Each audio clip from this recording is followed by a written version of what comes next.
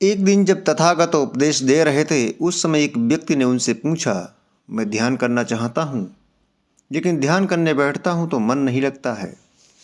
बुद्ध ने कहा, फिर से कहिए आपने जो भी कहा है।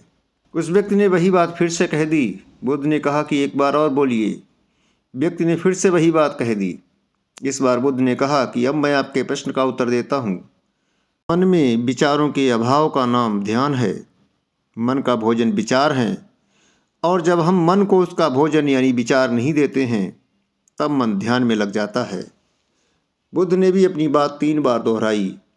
इसके बाद वहाँ बैठे लोगों ने बुद्ध से पूछा कि आपने इस व्यक्ति से 3 बार प्रश्न पूछा और फिर उसका उत्तर भी 3 बार दिया, ऐसा क्यों?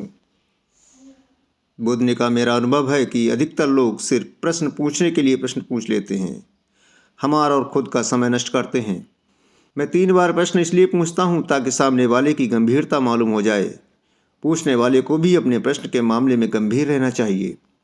मैंने प्रश्न के उत्तर भी 3 बार दिए हैं ताकि मेरी बात सामने वाले व्यक्ति को अच्छी तरह समझ आ सके और मेरी बात उसके मन में उतर सके। बुद्ध ने हमें सीख दी है कि जब हम किसी से कुछ पूछना चाहते हैं तो उसके लिए हमें गंभीर रहना चाहिए, और जब किसी के प्रश्न का उत्तर देना हो तो हमें उत्तर इस तरह देना चाहिए कि हमारी बात सामने वाले के मन में उतर जाए, उसकी सारी शंकाएं दूर हो जाएं और हमें अपनी बात भविष्य में फिर से दोहरानी ना पड़े। नमो बुद्धाय।